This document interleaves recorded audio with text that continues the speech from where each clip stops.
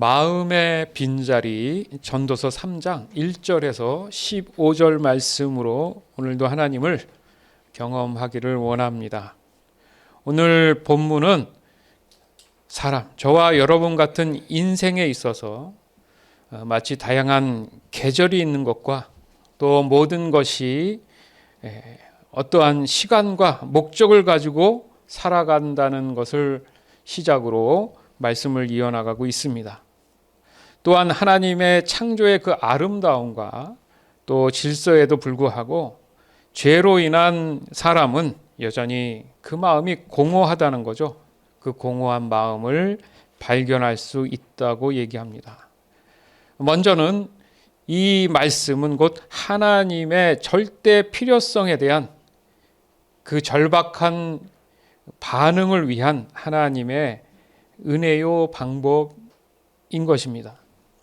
따라서 지금 우리에게 주어진 인생에 있어서 바로 오늘 이 본문 말씀을 통해 무엇을 하든지 사람에게 찾아오는, 내 자신에게 찾아오는 이 공허한 마음의 이 빈자리가 과연 무엇을 의미하고 또 이것을 어떻게 극복해 나가야 될지를 깨닫게 해주시는 통찰 있는 진리의 말씀인 줄 믿습니다. 때론 우리의 생각들을 깊이 들어가 보면 나의 주변에서 벌어지고 있는, 일어나고 있는 모든 일들이 내 자신과 뭔가 관계가 없이 어떤 한 방향으로 흘러가고 있음을 우리는 생각할 수 있어요. 내가 무슨 생각을 하던 간에 세상의 시계는 그냥 돌아가고 있다라는 얘기죠. 그렇죠? 그것을 내가 막을 수가 없는 거죠. 마치 흐르는 세월을 잡을 수 없듯이 내가 막으려 한들 영원하지 못하다는 것을 알 수 있습니다. 그래서 어떤 일이든 간에 우리는 그 돌을 선을 넘지 말자라는 얘기를 가끔씩 하게 됩니다. 전도서 3장 1절에서 8절. 하늘 아래 모든 일에는 정한 때가 있고 시기가 있는 법이다. 날 때가 있고 죽을 때가 있고 심을 때가 있고 심은 것을 뽑을 때가 있다. 죽일 때가 있고 고칠 때가 있고 허물 때가 있고 건축할 때가 있다. 울 때와 웃을 때가 있고 슬퍼할 때와 춤출 때가 있다. 돌을 던져버릴 때가 있고 돌들을 모을 때가 있고 껴안을 때가 있고 그것을 멀리할 때가 있다. 찾을 때가 있고 포기할 때가 있고 간직할 때가 있고 버릴 때가 있다. 찢어버릴 때가 있고 수선할 때가 있고 침묵해야 할 때가 있고 말해야 할 때가 있다. 사랑할 때가 있고 미워할 때가 있고 전쟁할 때가 있고 화평할 때가 있다. 아멘. 우리는 생각하죠. 이런 말이 있어요. 한국엔. 도 아니면 뭐다. 마치 뭔가 극과 극이라고 하지만 저와 여러분이 사는 이 삶의 모든 여정 안에는 모든 것이 다 하나하나 질적으로 그냥 존재하는 것들입니다. 뒤섞일 수도 없고 그냥 존재하는 거예요. 그것을 거슬릴 수도 없고, 그죠? 다시 뭔가로 바꿀 수도 없어요. 그것을 과연 우리는 어떻게 인정할 수 있을까? 그 과거 옛날 이 전도서의 3장에 이렇게 기록했던 이 사람이 지난 그 많은 세월을 통해 오늘 우리에게 주었을 때 얼마나 이 말씀을 보면서 고개를 끄덕거립니까? 그런 거 보면 앞으로도 이것은 뭔가 정해진 때가 있고 시기가 모든 사람에겐 동일하게 있다는 거예요. 그러나 어떻습니까? 사람은 그것을 어떻게든 그 시기를 늦추려 하거나 미루려 하거나 뭔가 바꾸려 하거나 안 죽으려 하거나 애쓰잖아요. 그렇죠? 그런데 이 말씀을 통해서 보면 사람들이 찾을 때가 있고 포기할 때도 있고 찢어버릴 때도 있고 수선할 때도 있고 사랑할 때도 있고 미워할 때도 있다. 이 말씀을 과연 우리는 어떻게 깨닫고 받아들일 수 있을까? 이것만 우리가 받아들일 수만 있다면 내 마음에 얼마나 자유함과 평화가 있을까. 어차피 벌어질 일, 내가 그것을 내 마음에 무엇으로 채워서 이 모든 것들을, 이 환경들에 내가 매이지 않고 쫓기지 않고 여유롭게 내 마음의 평화를 갖고 살아갈 수 있을까. 이렇게 성경의 말씀에는 우리 인생에 있어서 우리의 감정이나 생각이나 곧 마음에 자유함을 줄 수 있는 진리가 분명히 기록되어 있어요. 아멘. 그럼 뭐예요? 알면 끝인가요? 아니죠. 이것을 실제 우리의 삶에 어떻게 적용하며 살아갈 수 있을까? 인생에 마치 다양한 계절이 있듯이 그 계절들을 우리가 인정할 수 있다면, 즉 변화나 흐름이나 뭔가 주어진 그 규칙들, 정해진 그 규칙들 안에서 내가 사는 것이 이상한 게 아니라 이것을 내가 인정하고 받아들이며 살아가야 할 것을, 또 해야 할 모든 일이 어떤 시기와 목적이 있다는 것을 오늘 이 본문을 통해서 우리는 분명히 인정하고 깨달아야 된다는 거죠. 그 누구도 임의적으로 바꿀 수 없는 절대 진리라는 겁니다. 이 진리를 거스리면서 항상 문제가 발생하게 되고 고달퍼지고 생각이 많아지고 복잡해지고 지치는 거예요. 그러나 이 모든 계절에도 불구하고 삶은 여전히 그 마음이 공허합니다. 출생과 죽음, 심기도 하고 뽑히기도 하고 울기도 하고 웃기도 하는 이 같은 삶의 이 다양한 계절을 나타내는 몇 가지를 보면 이렇게 대조적인 쌍을 이루고 있다는 거죠. 이것을 성경의 전체적 맥락에 보면 선과 악이죠.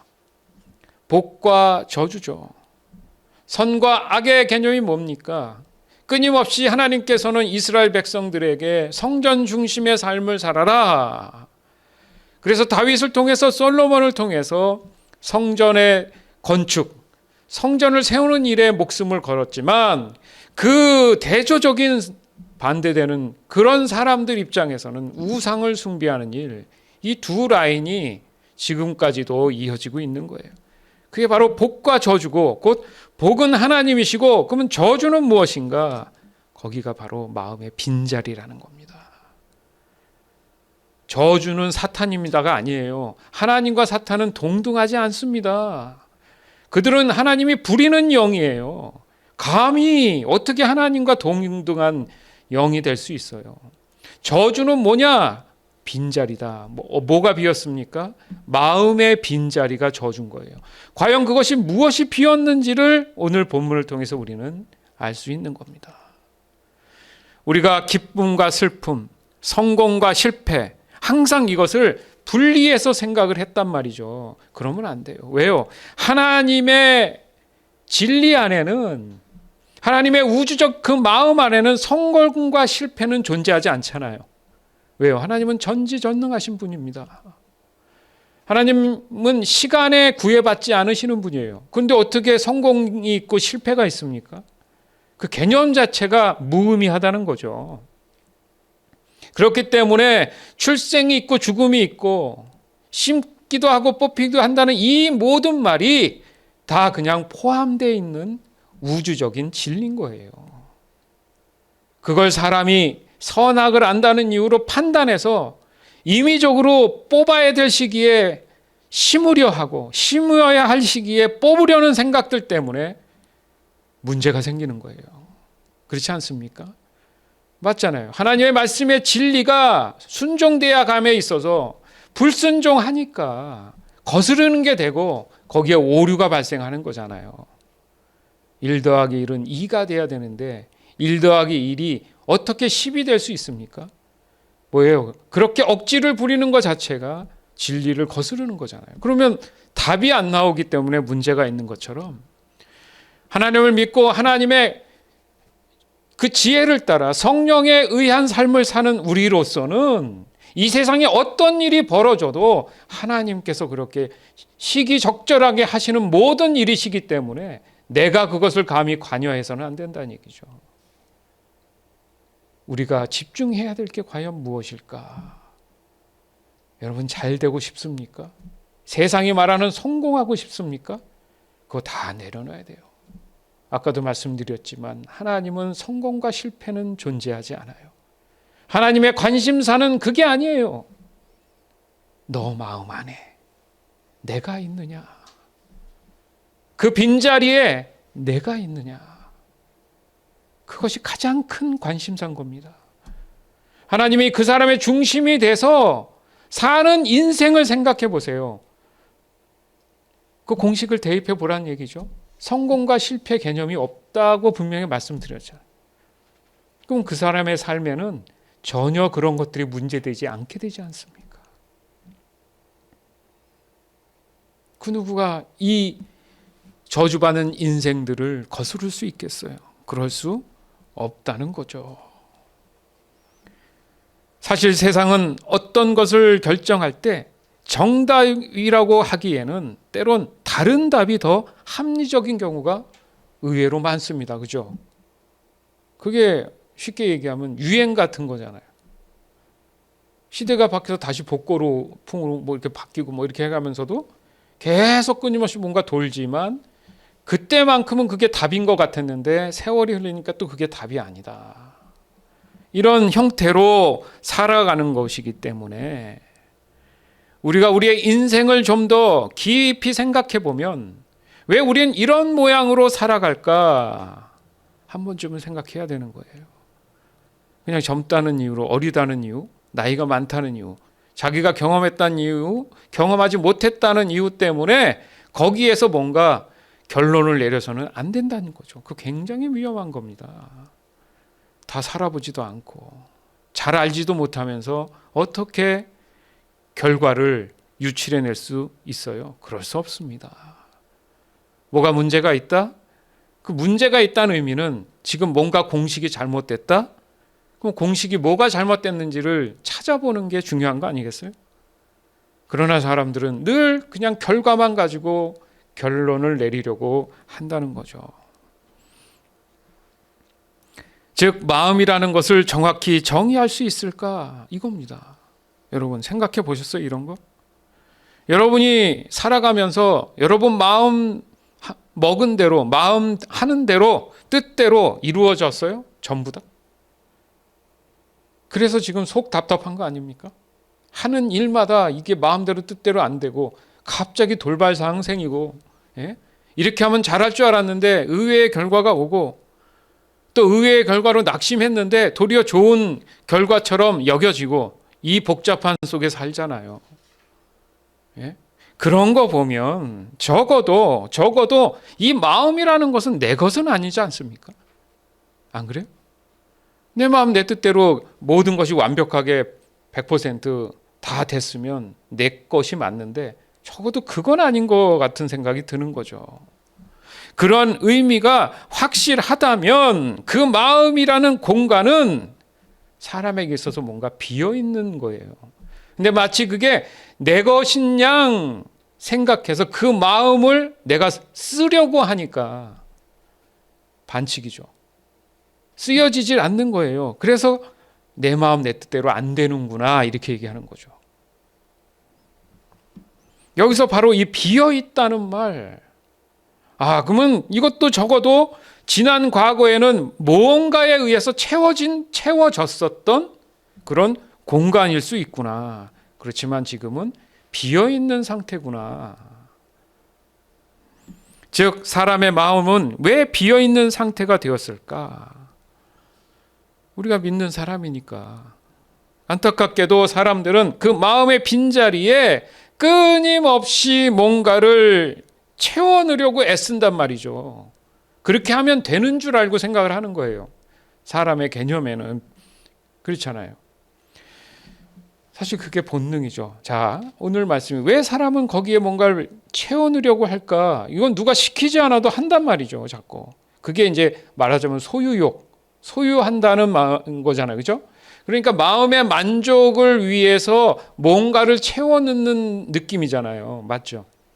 그래서 보면 정신적으로 뭐 며칠 전에도 예를 들자면 시사 프로에 어떤 똑똑한 여자분이 계셨는데, 한국에 똑똑하단 말이 뭐냐면 사는데 문제 없이 또 자기 일 잘하고 이렇게 살았던 분인데, 어느 날 갑자기 이상한 행동을 하고 자기 그 오피스텔에 들어가지 않고 그 옆에 계단에서 몇 년을 사는 거예요. 그 집을 안 들어가는 거야. 바로 집 앞에, 눈 앞에 보이는 그 비상구 계단에서 사는 거예요. 자기 집은 안 들어가고.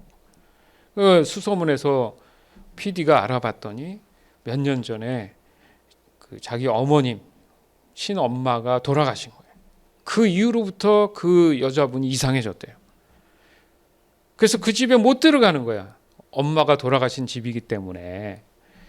왜 심리적으로 그랬는가 봤더니 자기 인생에 그 마음에 그 엄마밖에 없었던 거예요. 근데 그 엄마가 사라지니까 모든 게 다 무너져 버린 겁니다. 어느 정도로? 정신이 분열될 정도로. 이런 일이 비일비재해요. 그러다 보니까 정신이 계속 딴 데가 있으니까 자기가 벌린 눈앞에 보이는 이 환경은 보이지 않는 거예요. 보니까 거기서 볼일도 보고 거기서 뭐 밥도 먹고 거기서 뭐 아니 멀쩡한 집 놔두고요. 치우지도 않고 냄새가 나도 그 사람은 실질적으로 냄새를 맡지 못합니다. 마음이 그 공허한 마음에 비어있는 자리를 채워도 채워지지 않으니까 이제 완전히 어떤 육체적 오감의 감각들이 다 떨어져 나가고 다른 생각 안에 갇혀게 되는, 점점 시간이 갈수록. 그 사람만 이상하다고 손가락질 할 수 있어요? 여러분? 그럴 수 없어요. 그 정도는 아니지만 우리의 인생 삶에도 뭔가 놓치고 사는 게 너무 많고, 내가 기대했던 내 마음에 채워졌던 것들이 무너지면 우리도 동일한 행동을 할 수 있고 말할 수 있습니다. 사람의 마음이 그렇게 불안정한데 그 마음이 내 것이 아니라는 거예요. 그래서 사람들은 끝까지 채우지 못하잖아요. 그런 예가 얼마나 많아요. 자기 집 안에 쓰레기를 그렇게 채워놔서 자기가 들어가지도 못할 정도로 채워놨는데 그게 그 사람한테는 가치인 거예요. 왜? 그 공간이 자기 마음인 거예요. 그 마음을 표현한 거예요. 그 마음이 뭐 같은 거예요, 지금? 쓰레기 같은 거예요. 그 쓰레기 속에서 자면서 지내면서도 문제 없다고 생각을 하는 거죠. 그렇지만 그게 그 사람한테는 편한 거예요. 왜?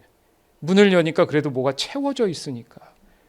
근데 그게 자기한테는 보물인 거예요. 우리는 안 그럴까?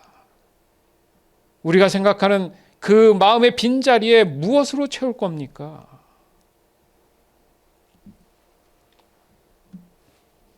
누가 알려주지 않아도 이렇게 자연스럽게 채우려고 하잖아요. 그러나 그 마음의 빈자리를 채울 수 있을 만한 그 크기, 저는 오늘날까지 그런 분이 있다는 얘기를 듣지도 보지도 못했어요. 네, 단 한 명도. 그러니까 사람이 살아간다는 것은 바로 이 마음으로는 도저히 되돌릴 수 없구나. 그 죽은 어머님이 돌아올 수 있습니까? 그 마음으로 되돌릴 수 없기 때문에, 그 엄마를 더 이상 만날 수 없기 때문에 모든 것이 다 무너진 거죠. 그래서 그래도 거기에 관할에 이렇게 도와주시는 분들이 있잖아요. 그래서 잘 설득을 해서 또 병원에 가게 하고 청소를 깨끗이 하고 그나마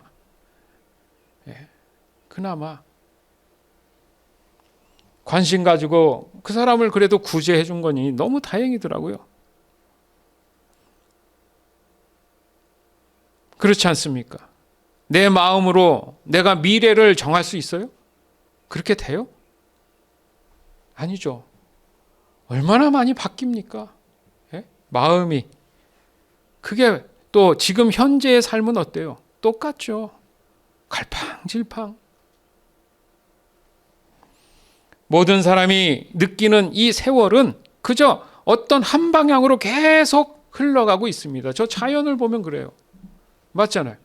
우리가 뭘 하든 안 하든 똑같은 자리에서 그냥 계속 흘러가는 것처럼 하나님께서 지금 우리에게 주어진 이 환경은 그냥 정해진 어떤 거에 의해서 그냥 흘러가고 있잖아요.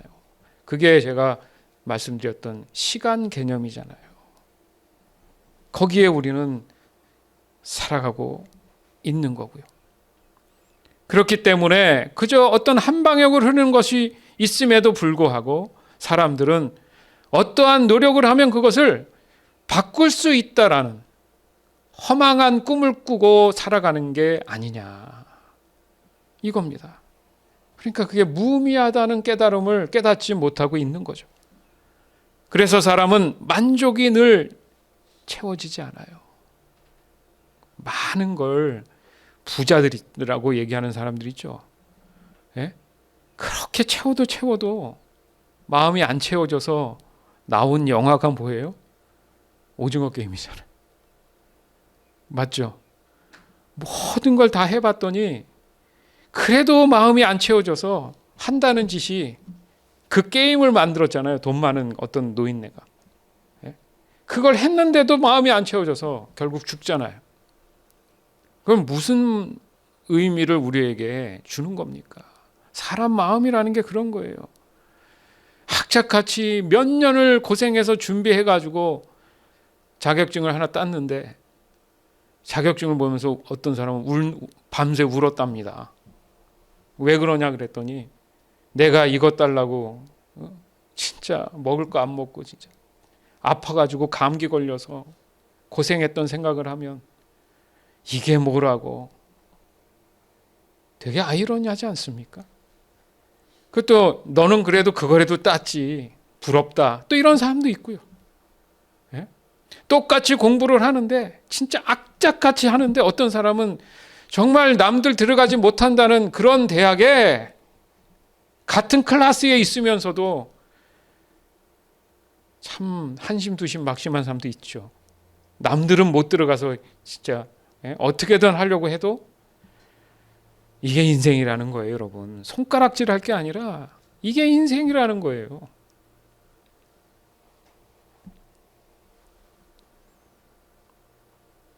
왜냐하면 마음에 그 만족을 느껴야 하기 때문에 사람은 늘 그 충족되지 않은 것 때문에 항상 정신없이 살아간다는 거죠. 그러나 그 어떤 것도 일시적이고 아니면 단기적인 경우들이 대부분이라는 겁니다. 그만큼 사람의 마음은 우주보다 큰 거예요. 안 채워진다는 얘기니까. 야, 그러면 사람의 마음이 우주보다 크다. 어디서 많이 듣던 얘기 같지 않습니까? 우주보다 크신 분이 누구죠? 하나님이시죠. 아, 마음과 같은 말이 누구라고요? 그러면 하나님이시구나. 아멘. 믿으시기 바랍니다. 마음은 하나님이세요. 마음의 빈자리 하니까 무슨 말입니까? 사람에게 있어서 하나님이 없이는 안 된다는 얘기잖아요. 맞습니다. 사람의 마음을 사람의 육신 안에 있는 것처럼 마치 그 크기를 생각하고 있는 그 착각 속에 살아가는 게 죄된 우리네 인생이라는 거예요. 하나님을 내 주머니에 자꾸 가두려고 해서 하나님 걸 자꾸 뺏어 먹으려고 하는데 되냐고요. 왜요? 하나님이 나보다 큰데 그걸 어떻게 가져요? 사람에게 이런 말이 있죠. 공감이라는 말이 있습니다. 공감한다. 공감은 상대방 입장에 서서 상의의 경험한 바를 이해하거나 혹은 다른 사람의 입장에서 생각해보는 능력이다. 공감의 종류에는 크게 인지적 공감, 감정적 공감을 주축으로 학자에 따라 여러 세부적인 분류가 존재한다. 여러분 이거 한번 생각해 보셨어요? 공감은 공통적으로 그것을 같이 그 생각들을 서로 이해한다는 의미인데 이거 어떻게 가능해요? 여러분 그거 어떻게 가능해요 그게? 그거 신기하지 않습니까? 맞잖아요. 언어도 다르고 다른 나라에 이렇게 살아서 교류도 없어도 노래 하나로, 어떤 영화 하나로 공감하잖아요. 신기하지 않습니까? 안 신기해요, 여러분은? 놀랍지 않아요? 도대체 그것은 어디에서 우리에게 주어져서 뭔가의 어떤 시너지 때문에, 어떤 에너지 때문에 이것을 내가 해석하고 이해해서 공감하냐 이거예요. 한 번도 만나보지 않은 사람의 그 마음을 어떻게 공감하죠? 이 마음이 이 바람처럼 이런 보이지 않는 우주적인 측면이 있기 때문에 공감이 가는 건 거잖아요. 여러분, 공기를 누구는 따로 공기를 마시고 따로 공기 마셔요? 바람 불 때 따로 해요? 비 올 때 따로 맞아요? 아니죠. 맞죠. 그러나 그 모든 것들은 사람이 좌지우지 못하죠. 요즘 미국이 유난히 일주일에 한 번씩 토네이도가 옵니다. 기후가 너무 많이 바뀌었고요. 이 더운 날씨에 온도는 80도인데 찬바람이 불어요. 막을 수 있어요? 못하죠. 이 바람이 흘러 어디서 와서 어디로 갑니까? 이런 것처럼 우리는 알지 못하지만 공감할 수 있는 어떤 에너지와 능력이 우리가 살고 있는 이 지구상에 흐르고 있다는 얘기잖아요. 그것을 오늘 본문에 보면 이게 마음이고 마음이 곧 영원이라고 얘기합니다. 이 진리를 우리가 깨달을 수 있어야지 돼요. 그러면 우리 삶에 있어서의 이 관점이 우주적으로 커질 수 있어요. 그러고 나서 나를 보면, 야, 내가 저렇게 쪼절하게 살았나? 옹졸하게 살았나? 생각에 저렇게 갇혀서 살았나? 이런 생각합니다. 그렇지 않습니까? 그래서 적어도 사람 마음은 우주보다 커야 되는 거구나. 맞죠? 이런 말 하잖아요. 야, 너 네 마음이 진짜 우주보다 넓다. 뭐 이런 말 누가 가르쳐줘서 하겠습니까? 그렇죠? 상대방 입장에서 생각하고 그걸 공감한다는 말이 뭔가 보이진 않지만 우주적인 그런 공통의 어떤 호흡처럼 느껴진다는 의미잖아요. 맞죠? 왜? 각자인데 저렇게 육신을 갖고 있는데 어떻게 그게 교감이 가능하냐고요. 우리가 기도를 합니다. 아니면 텔레파시라는 개념도 있어요. 어떻게 그게 전달이 됩니까? 그래서 제가 뭐 굳이 얘기해서 뭐 과학적으로 얘기해서 양자역학 얘기하고 뭐 그런 얘기 아니에요. 예? 보이지는 않지만 존재하는 것. 예? 파동이죠, 그게. 이렇게 전자처럼 가는 거. 그렇지만 분명히 입자도 있어야 된다는 얘기를 했잖아요. 지금 밝혀진 거예요. 예전엔 몰랐던 사실이죠. 그런 것들 때문에 우리가 라디오를 켜면 라디오가 들리는 거 아니에요? TV를 켜면 TV가 보이잖아요. 맞죠? 공감이 가능하다는 그 의미가 마음인 거죠. 근데 마음이라는 것은 적어도 내 것이 아니라고 인정할 수 있다면 그 우주를 얘기하는 건데 우주가 곧 누구시라고요? 하나님이시잖아요. 그러니까 그 하나님이 내 안에 있다라는 것이 바로 나는 우주를 경험하고 있는 것이고 그것을 우리는 하나님이 실존하고 계신다는 것을 경험한다는 얘기죠. 믿으십니까? 믿으셔야 돼요. 의심하지 말고 믿어야 되는 거죠. 그러나 사람이 서로 공감한다는 그 의미에서 보면 한계가 있어요. 불완전합니다. 사람 마음을 다 알지 못하잖아요. 공감은 하는데. 맞잖아요. 이상하지 않습니까? 오늘 말씀을 보면 하나님께서 그렇게 하셨어요. 이렇게 진리가 성경 안에 다 있지 않습니까? 이 세상에 어떤 지식서가 이런 의미로 해석해 놨냐고요. 즉 사람의 마음에는 하나님의 흔적이 그나마 남겨져 있다라는 증거죠. 그게 오늘 본문에 우리가 외울 말씀에 보면 영원의 마음을 설정해 주셨다. 근데 그 정확한 해석은 이 마음이 아니에요. 마음이. 예. 이따가 본문 읽겠지만은 정확한 원어의 의미에서는 마음을 뜻하진 않아요. 근데 우리 한국 정서적으로는 마음이라고 표현했어요. 이걸 정확히 우리가 깨달으면 여러분 삶에 있어서 내가 무엇을 어떻게 했을 때에 그 선택에 대한 개념들이 달라지기 시작할 겁니다. 즉 사람의 마음에는 하나님의 흔적이 남은 것이고 그럼에도 불구하고 죄로 인한 사람의 마음에 그 자리에는 여전히 하나님이 계시지 않는다 이거죠. 예. 그래서 우리는 살아감에 있어서 이 부분에 대해서 정확히 어떤 개념으로 가지고 살아갈 것이냐, 그것은 그러면 세상에 죄된 사람만 국한된 것이냐, 그렇지 않다는 거죠. 저와 여러분 같은 그리스도인도 마찬가지 아니에요? 우린 이 부분에 대해서 정확히 알 필요가 있다는 얘기를 오늘 하는 겁니다. 만약에 예수 믿고 구원받은 사람이라고 내가 분명하게 고백할 수 있다면 그 누가 되었던 간에 그 사람 마음에는 분명히 빈자리가 없어야 돼요.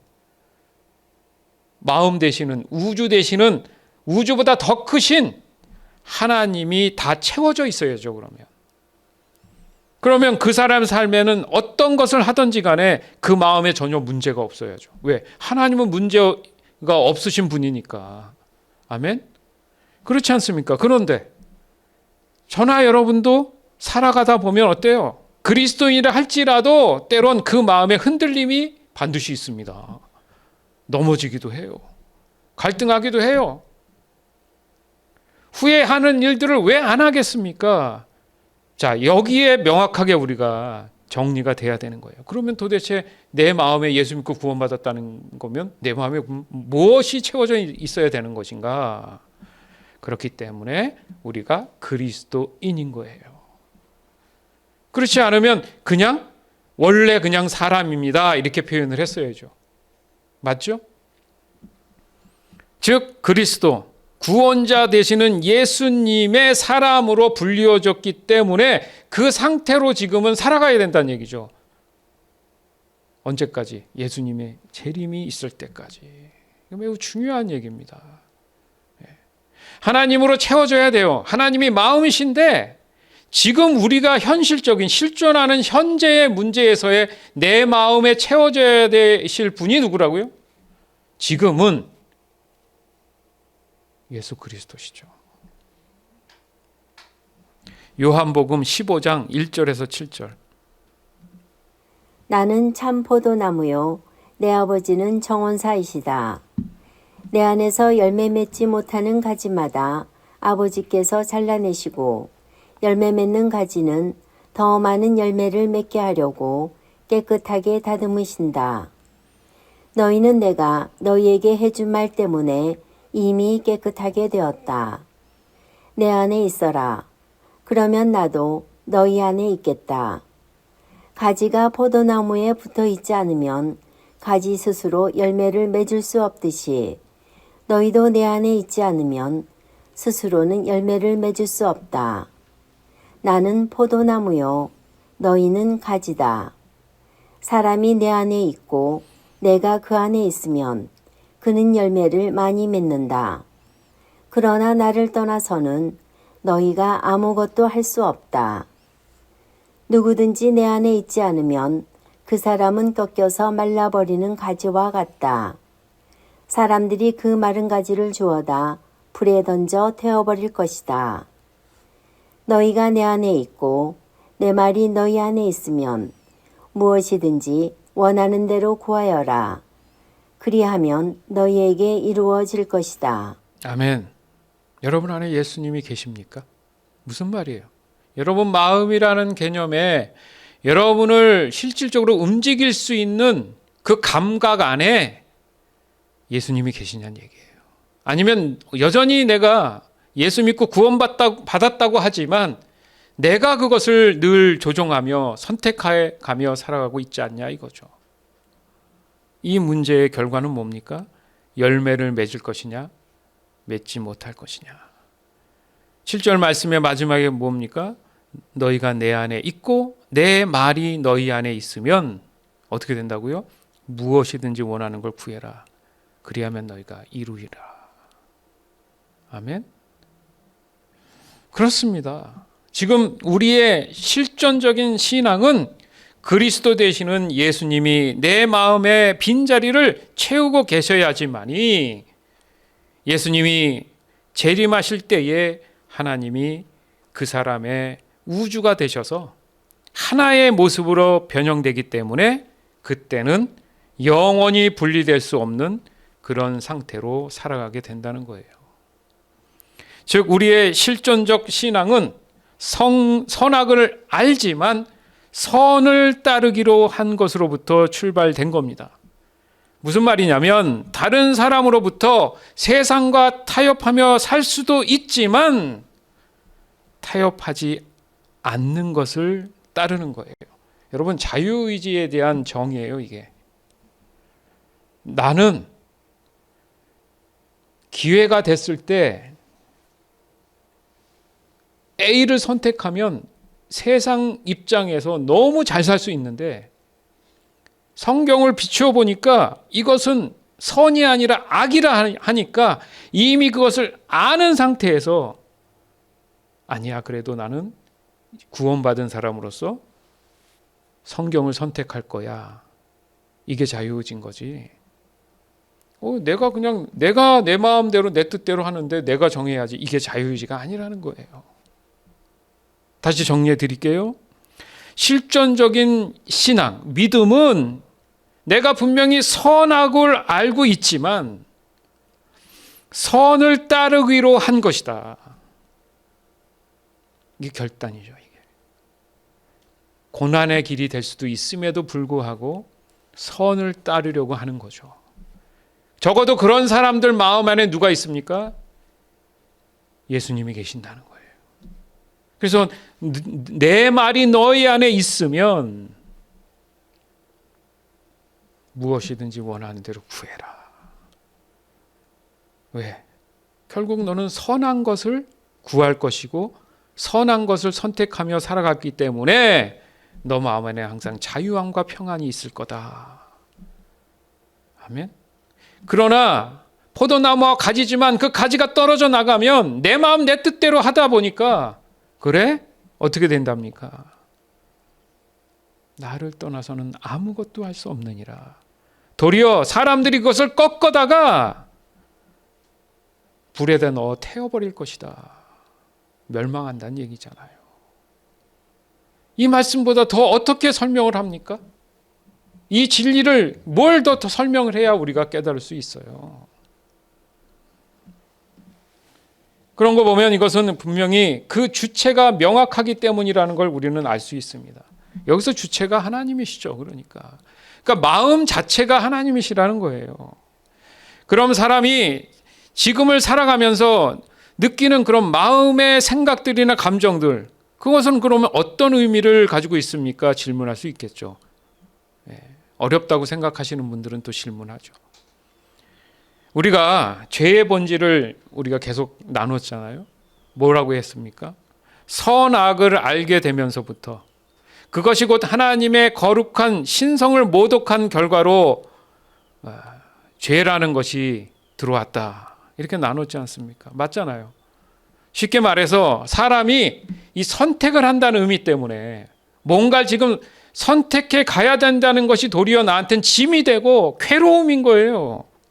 누군가 알아서 해주면 좋은데 내가 책임지고 그걸 뭔가 선택해 가야 가니까 너무 힘들고 고달픈 겁니다.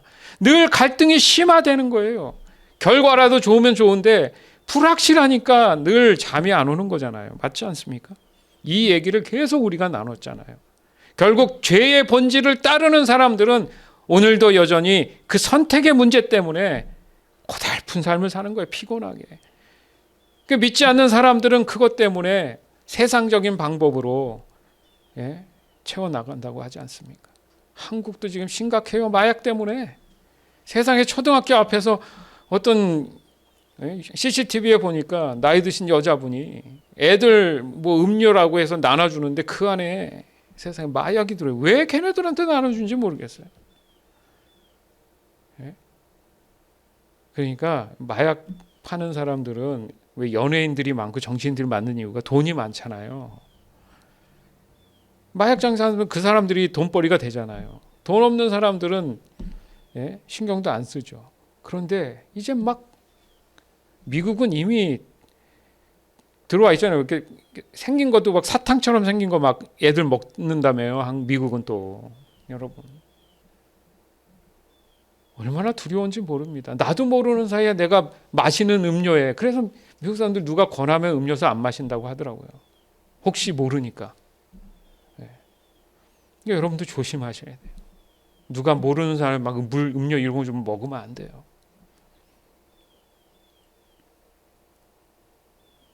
이런 시대에 살잖아요, 여러분. 이 위험한 세대에 사는데 거기에 내가 선택 때문에 골치 아픈 그런 시간들을 보내다 보면 내가 하나님보다는 내 개념에서 자꾸 잘못된 선택에 나가면 지금 말씀처럼 망하는 거죠. 사람들이 끌어다가 죽여버린다는 얘기잖아요. 그러니까 예수님께서 네가 내 안에 있고 내가 너 안에 있어서 내 말이, 하나님 말씀이 너 안에 있으면 내가 너를 지켜주겠다. 무엇을 하든지 지켜주겠다, 이 말씀이시잖아요. 너가 선택하는 거, 오늘 진리의 말씀이 그건 거예요. 예? 죽는다, 산다, 뽑는다, 심는다, 네가 뭘 선택해도 난 상관없어, 하나님 입장에서. 어차피 내가 선한 길로 인도할 거니까. 아멘? 믿으시기 바라요. 중요한 전제가 뭡니까? 여러분 안에 예수님이 계셔야 된다는 전제가 있어야죠.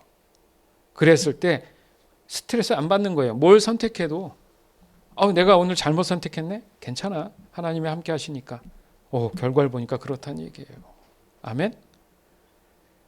그래서 성경 말씀이 있잖아요. 선줄 생각하면 조심해라. 넘어질까? 넘어졌다고 낙심하지 마라. 세워주신다. 그러니까 여러분, 그냥 단순하게 선악의 개념으로 낙심하지 마세요.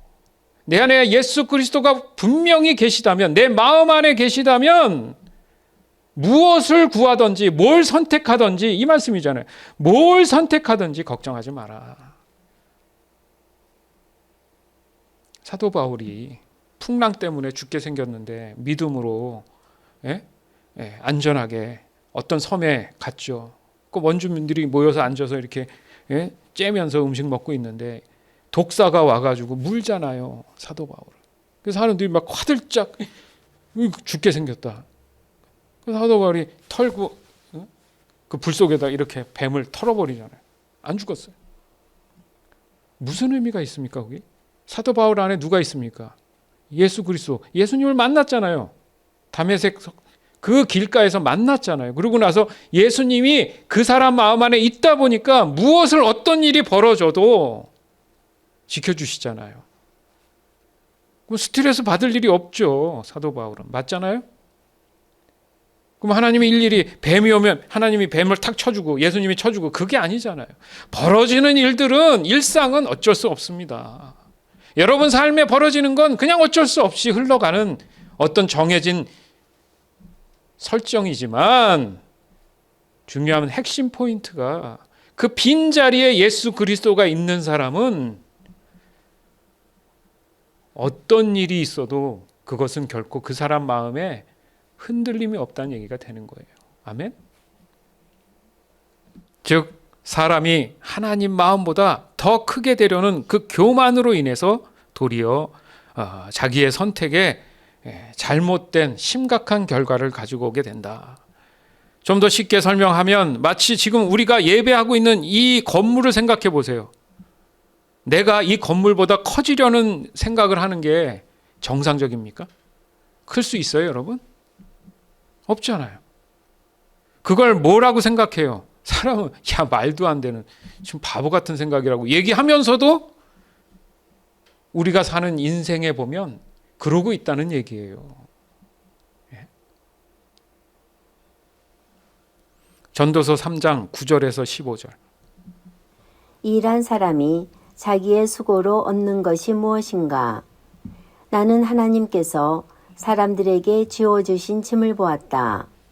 하나님은 모든 것을 제때에 아름답게 지으셨고 사람의 마음에 영원의 감각을 주셨지만 하나님께서 처음부터 마지막까지 행하실 일은 다 깨달을 수가 없다.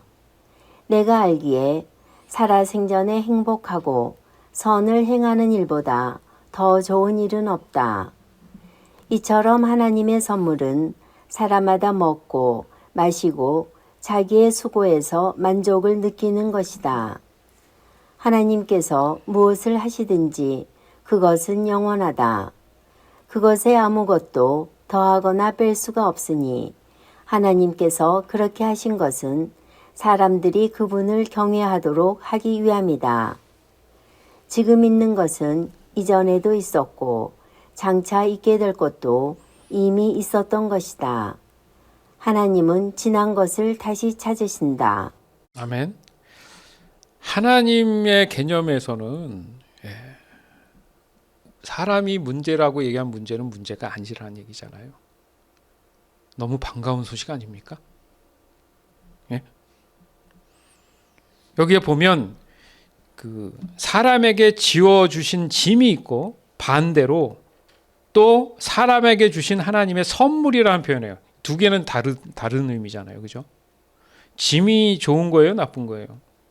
짐은 불편한 거잖아요. 근데 마치 그 짐이 뭐냐면 사람 마음에 영원한 감각, 영혼이 아니라 영원한 삶 할 때 그 영혼입니다. 영원. 곧 영혼은 누구십니까? 하나님의 감각을 주셨다 그러잖아요. 근데 이것을 한국 성경에는 하나님의 하나님의 그 마음, 그 영혼의 마음이라고 표현을 해요. 예. 그래서 사람의 마음의 영혼의 감각이라고 표현을 하다 보니까 헷갈려 하는 거예요. 그렇지만 이 감각이라는 의미는 느낀다는 의미죠. 공감, 느낀다는 거. 그렇죠? 근데 그것을 짐으로 줬을 때의 의미는 뭐냐 하면 결국은 하나님의 빈자리가 느껴지게 하셨다는 거예요. 무슨 말이냐면 나는 죄 있는 사람이고 구원함을 받아야지라는 그 마음이 어디서 왔습니까? 그런 생각 안 해보셨어요 또? 사람 마음 안에 영혼에 대한 감각을 주시다 보니까 하나님께서 너 구원받아야 돼 라고 말을 하니까 그렇구나. 그 감각, 장치가 작동을 하더라는 거죠. 그래서 사람이 나는 구원받아야 돼 라고 반응한 거예요. 사람 스스로가 선택해서 하나님 저 구원받아야 하는 게 아니고 하나님이 우리를 찾아오셔서 이 영혼의 감각을 심어주시니까 센서가 작동하는 그 시기가 뭐라고요? 복음을 들으니까. 이게 짐이었는데 바뀌었어요.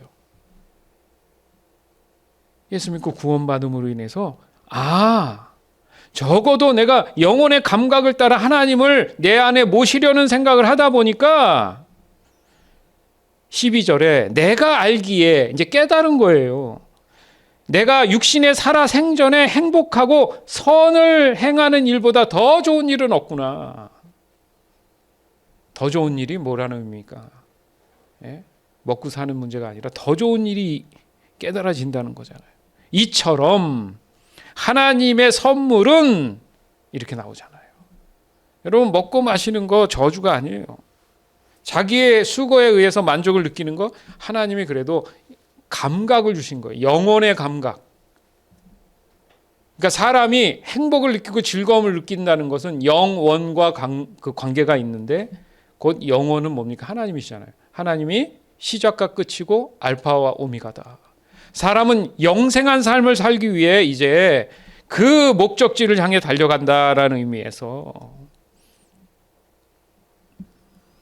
하나님께서 하나님의 그 빈자리에 지금은 적어도 영혼의 감각을 허락해 주신 것이다. 그래서 14절에 하나님께서는 무엇을 하든지 그것은 뭐라고요? 영원하시다. 이게 마음인 거예요. 그래서 아무것도 더할 수도 없고 뺄 수도 없다. 맞죠? 아까 말씀드렸잖아요. 심을 때가 있고 거둘 때가 있고 살 때가 있고 죽을 때가 있고 이거 아무 의미가 없습니다. 하나님 마음에는. 왜? 죽은 자도 어떻게 하시니까? 살리시니까. 아멘? 이 진리가 우리 마음 안에 깨달아지면 여러분 삶에 스트레스 받을 일이 있어요, 없어요? 사실은 없죠.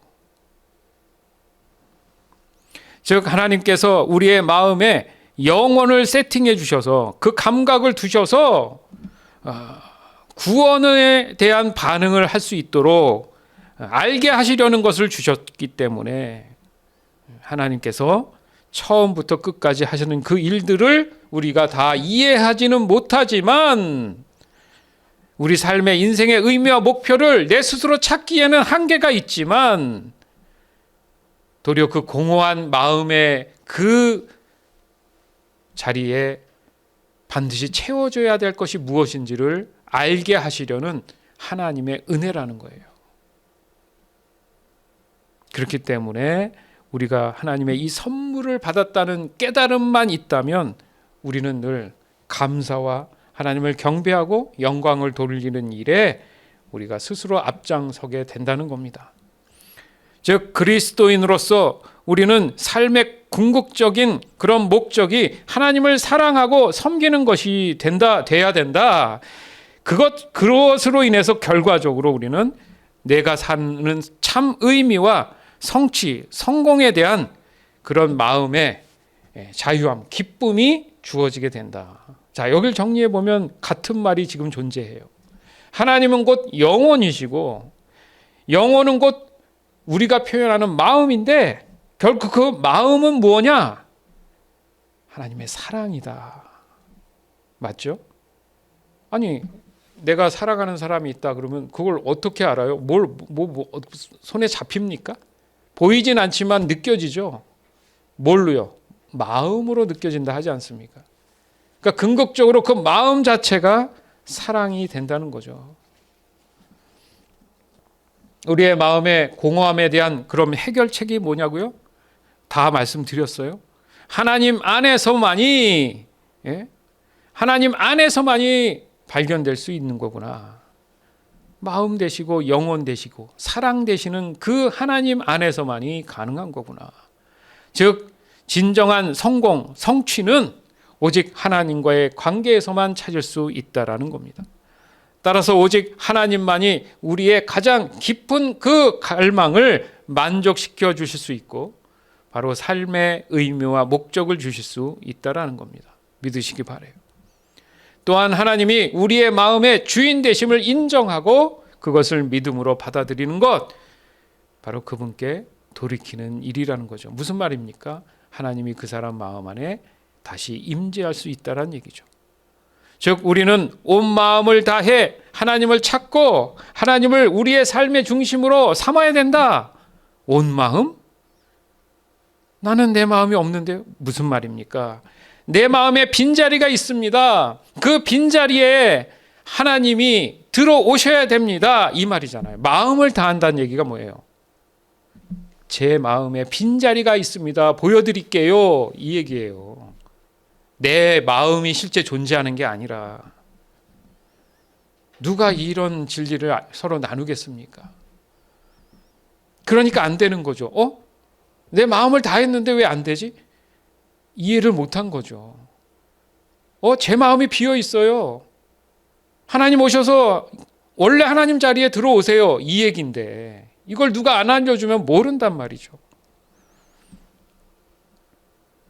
따라서 우리는 이해하지 못할지라도 하나님의 약속과 우리의 삶에 대한 하나님의 그 계획들을 반드시 믿음으로 신뢰할 필요가 있다. 아까 말씀드린 결단. 선도 알고 악도 알지만 과거엔 내 필요에 의해서 악도 서슴지 않고 행했지만 내 안에 이제 예수 그리스도가 계신 이후로는 알면서도 이제는 나는 선을 따를 거야 라고 하는 그 믿음. 즉 우리의 마음이 본질적으로 비어 있으며 이 세상의 어떤 것도 그 공허함을 채울 수 없다라는 그 사실을 실존적으로 우리가 받아들여야 된다는 겁니다. 따라서 오직 하나님만이 우리의 가장 깊은 마음의 갈망을 만족시켜 주시면서 삶의 진정한 의미와 목적을 주실 것임을 또한 실존적으로 우리가 받아들여야 된다는 거예요. 즉 우리의 인생의 궁극적인 희망과 성취, 성공은 오직 영원 되시고 마음의 주체 되시고 사랑 되시는 그 하나님 안에서만 우리가 찾아야 된다는 사실을 반드시 깨닫고 기억해야 합니다. 따라서 그 오래전 에덴 동산에 원래 창조됐던 그 사람의 마음에 그 자리의 주인 되시는 하나님께서 다시 그 사람에게 임재하는 것이고, 그로 인해서 바로 진정한 그리스도인다운 삶을 살아갈 수 있는 저와 여러분이 되어야 될 줄 믿습니다. 아멘.